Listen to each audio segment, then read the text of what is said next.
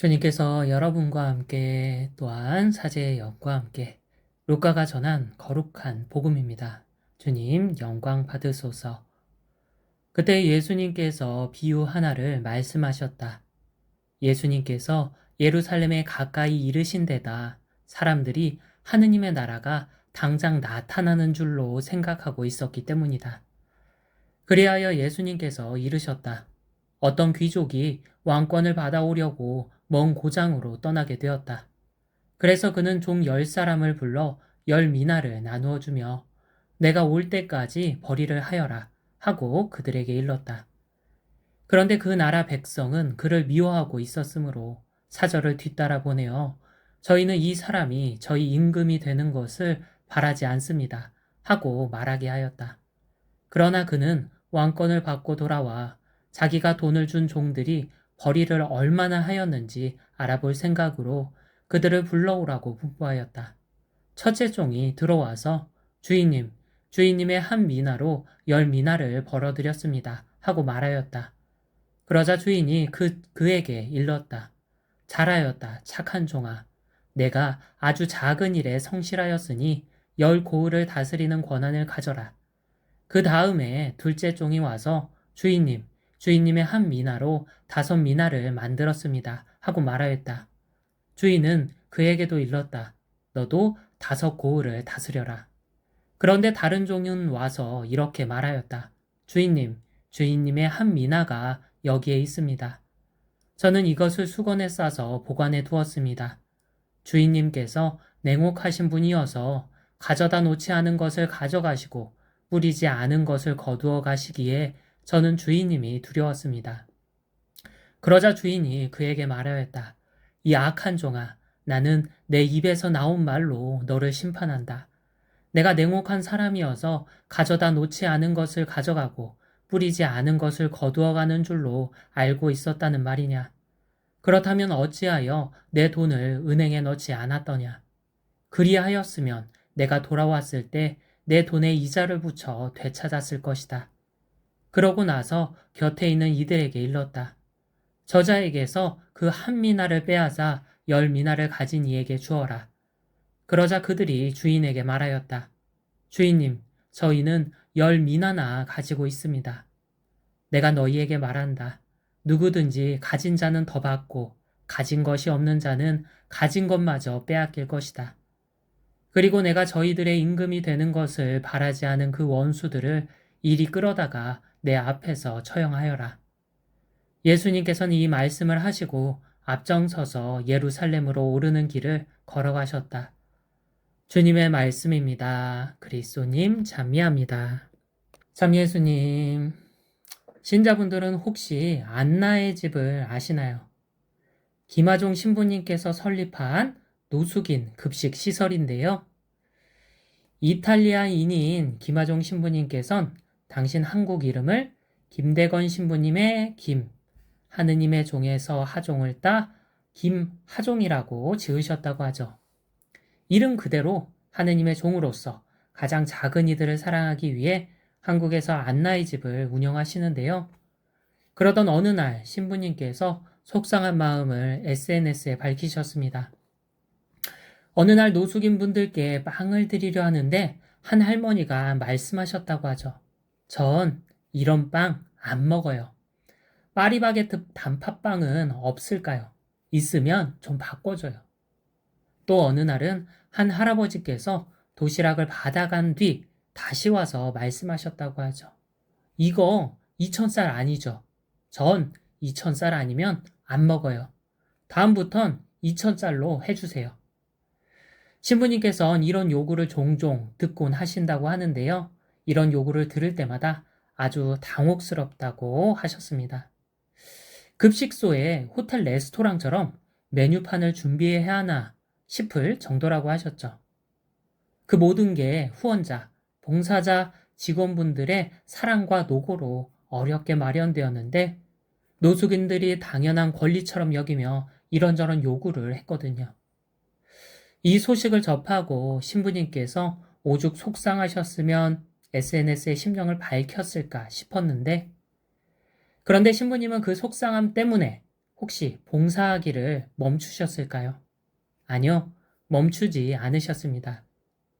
오늘도 가장 작은 이들을 위해 봉사하고 계시죠. 왜냐하면 그 일은 내 일이 아니거든요. 하느님의 종으로서 마땅히 해야 할 일이었죠. 내가 사랑을 해야 하는 이유도 바로 여기에 있습니다. 오늘 복음 속 사람들은 하느님 나라에 대해 오해하고 있었습니다. 예수님께서는 그 오해를 풀기 위해 미나의 비유를 들어 하느님 나라를 알려주시는데요.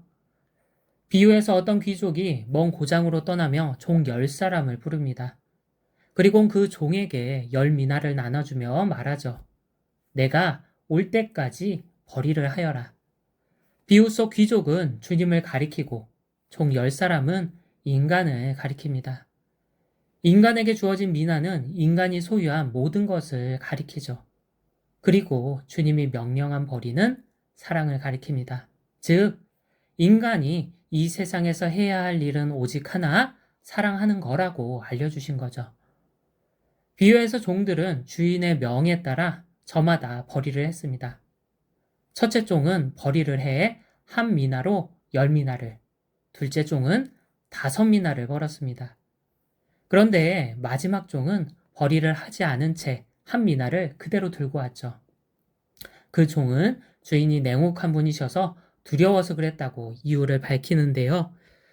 오늘날도 그렇지만 벌이는, 다시 말해 장사는 위험을 동반했습니다. 크게 돈을 벌 때도 있었지만 돈 전부를 잃어버릴 수도 있었죠.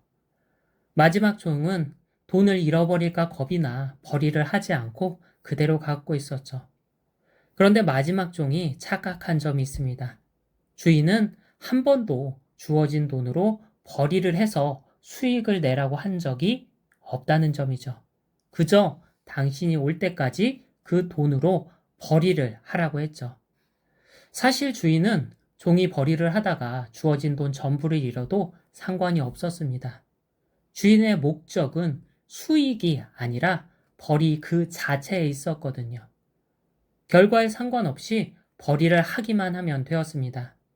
왜냐하면 주인은 종이 그 벌이를 하는 과정에서 성장해 나가길 바랬거든요. 그렇게 성장해 더 큰 것을 맡기고자 하셨습니다. 문제는 종이 그 사실을 몰랐다는 점이죠. 그래서 벌이를 하지 않았는데요. 나도 오늘 복음 속 마지막 종과 같을 때가 종종 있습니다. 우린 그리스도인으로서 사랑해야 할 의무가 있습니다.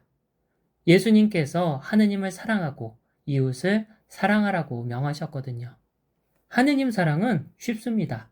그저 내가 눈을 감고 기도하기만 하면 되거든요.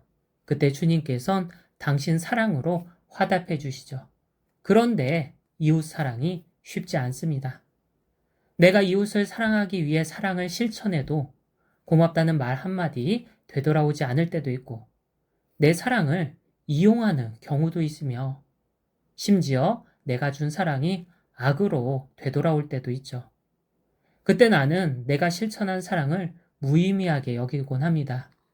내가 실천한 사랑으로 무엇 하나 변하는 게 없고 괜히 실천하는 나만 손해보는 것 같거든요. 그래서 사랑하기를 주저하거나 포기할 때가 많은데요. 그런 내게 주님께서 말씀하십니다. 내가 올 때까지 벌이를 하여라. 주님께서는 내가 사랑을 실천해 사람과 세상을 변화시키라고 하지 않으셨습니다.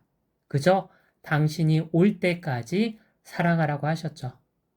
사실 주님은 내가 사랑을 하다가 아무런 결과를 내지 못해도 상관하지 않으십니다. 주님의 목적은 사랑 그 자체에 있거든요. 그저 내가 사랑을 하기만 하면 되죠. 왜냐하면 내가 그 사랑을 통해 성장할 수 있거든요. 주님께서는 내가 사랑하는 과정에서 당신 닮은 모습으로 완성되길 바랍니다. 주님께서는 사랑이시기 때문에 그렇게 사랑이 되길 바라시는 거죠. 그리고 그렇게 완성된 내게 더 큰 것을 맡기고자 하십니다. 바로 내가 그토록 바라는 하느님 나라이자 영원한 생명을 맡기고자 하시죠. 어린 자녀를 둔 부모의 관심은 어디에 있을까요? 당연히 어린 자녀에게 온통 쏠려 있죠. 어린 자녀가 어디 다치지 않고 건강하길 바라며 관심을 쏟습니다. 주님도 이와 같죠. 주님의 관심은 오로지 내게 쏠려 있습니다. 사랑하는 내가 죽지 않고 영원히 살길 바라며 관심을 쏟는 거죠. 주님께서 관심 갖고 계시는 것은 내가 일으키는 변화가 아닙니다.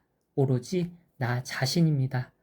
당신이 사랑하는 내가 고통 속에 죽길 바라시지 않으시거든요. 내가 원죄로 잃어버린 하느님 나라와 영원한 생명을 되찾길 바라십니다. 이를 위해 당신 닮은 모습으로 완성되어 나가길 바라시죠. 그 완성을 위한 유일한 방법이 바로 사랑입니다. 내가 사랑할 때 주님 닮은 모습으로 변화해 나가거든요. 그러니 내가 실천한 사랑으로 무엇 하나 변하지 않아도 실망할 필요가 없습니다. 세상 그 무엇 하나 변하지 않아도 나만은 주님 닮은 모습으로 변해가거든요.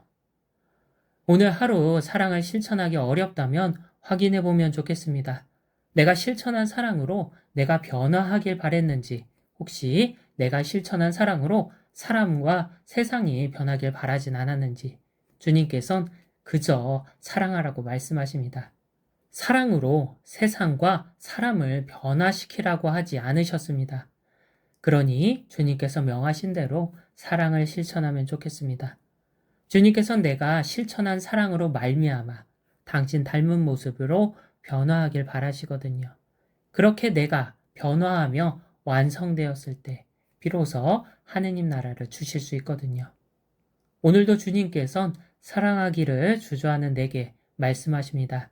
내가 올 때까지 벌이를 하여라. 아멘.